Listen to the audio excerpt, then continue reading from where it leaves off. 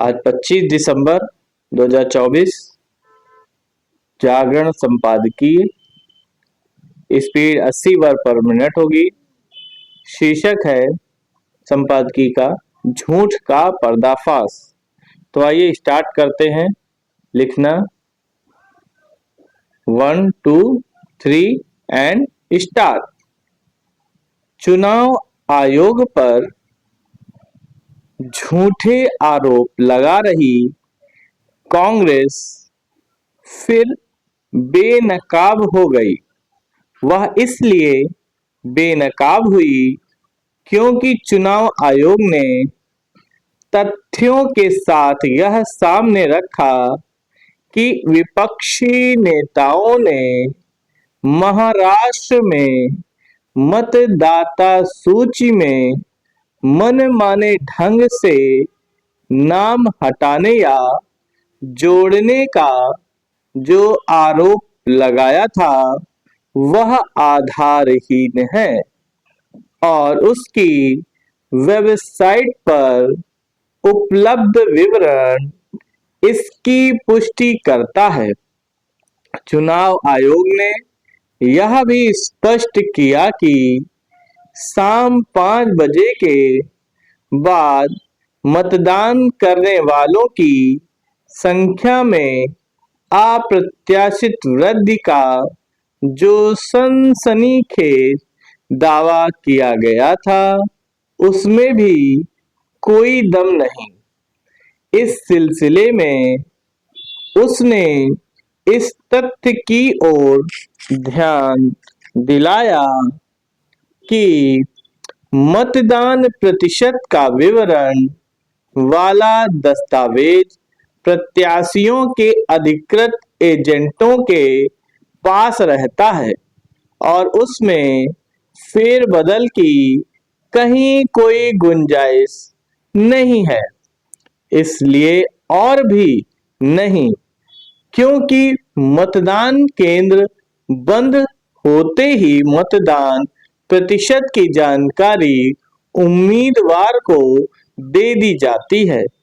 चुनाव आयोग ने कांग्रेस के इस झूठ का भी पर्दाफाश किया कि महाराष्ट्र में 50 विधानसभा क्षेत्रों में औसतन 50,000 नए मतदाता जोड़े गए और उनमें से 47 में महायुति ने जीत हासिल की।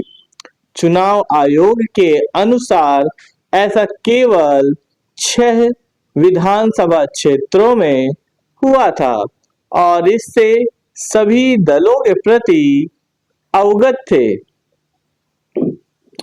चुनाव आयोग के स्पष्टीकरण से यह भी साफ हो गया कि कांग्रेस और उसके सहयोगी दलों का यह दावा भी मनगढ़ंत ही था कि महाराष्ट्र में हर विधानसभा क्षेत्र में बड़ी संख्या में मतदाताओं के नाम काट दिए गए।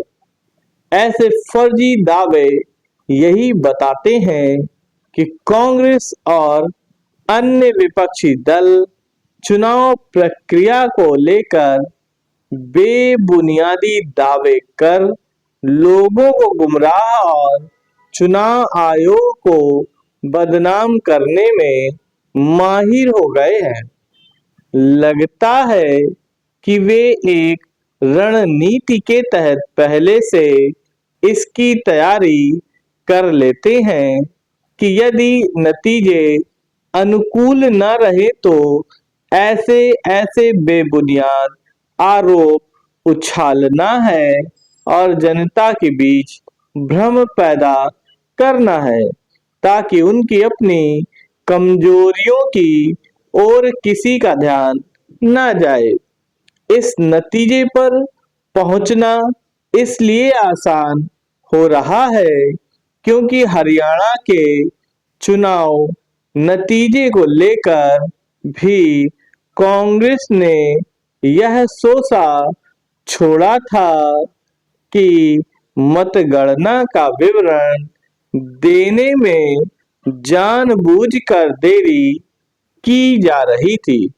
उसने ईवीएम की बैटरी को लेकर भी एक शिगुफा छेड़ा था। इसकी भी अनदेखी नहीं की जा सकती कि अपनी हार के मूल कारणों को छिपाने के लिए कांग्रेस ने ईवीएम के खिलाफ यात्रा निकालने की जो घोषणा की थी उसे अब भुला दिया गया है।